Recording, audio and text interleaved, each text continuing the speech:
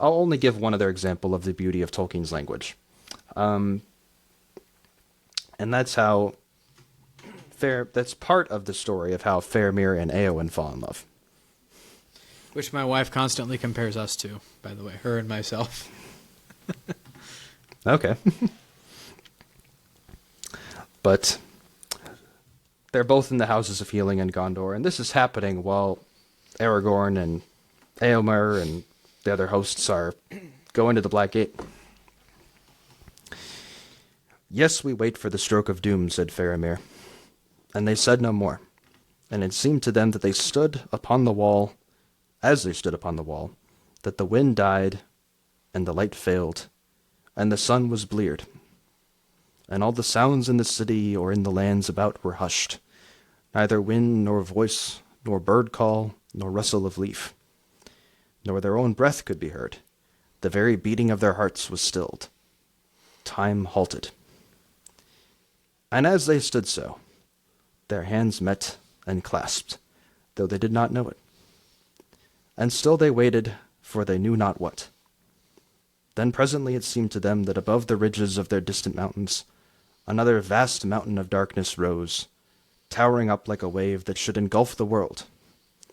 And about it lightnings flickered, and then a tremor ran through the earth, and they felt the walls of the city quiver. A sound like a sigh went up from all the lands about them, and their hearts suddenly beat again. It reminds me of Numenor, said Faramir, and wondered to hear himself speak. Of Numenor, said Eowyn. Yes, said Faramir, of the great land of Western Est that foundered, and of the great dark wave climbing over the green lands and above the hills and coming on, darkness unescapable. I often dream of it. Then you think the darkness is coming, said Eowyn? Darkness unescapable? And suddenly she drew close to him. No, said Faramir, looking into her face. It was but a picture in the mind. I do not know what is happening. The reason of my waking mind says that great evil is befallen, and we stand at the end of days. But my heart says nay. And all my limbs are light, and a hope and joy are come to me that no reason can deny. A page and a half later, he proposes to her. So, Even when all seems lost, even when darkness covers the sky, a man can still fall in love. For without that, there would be no more men. You know, even as the red and black Nazi threat hung over Europe like a cloud, young men and young women still fell in love. If you want to go back farther, even as the threats of Vandals and Huns and the Khan loomed in the distance, man and wife still became one. Even as the Roman Empire, the greatest symbol of security, unity, and order so far in the history of the world, collapsed, caved in on itself, and was shattered. Somewhere in some villages,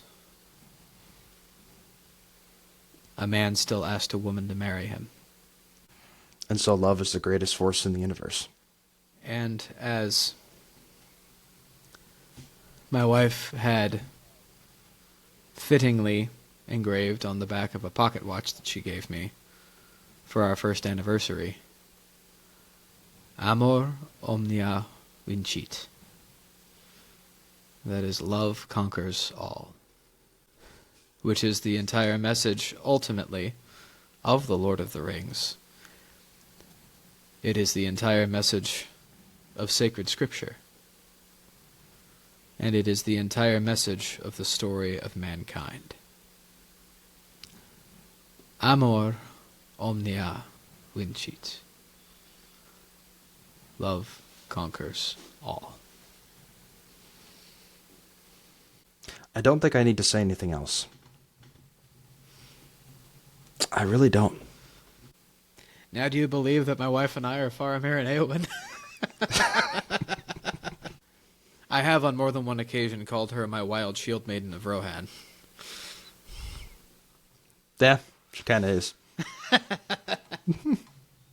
In all of the best ways.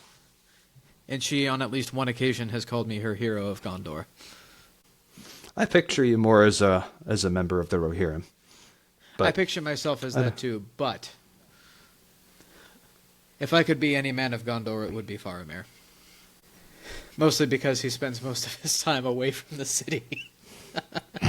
He just gets to spend most of his time in the woods with his men. He's in the woods with his men, yep. And that sounds delightful.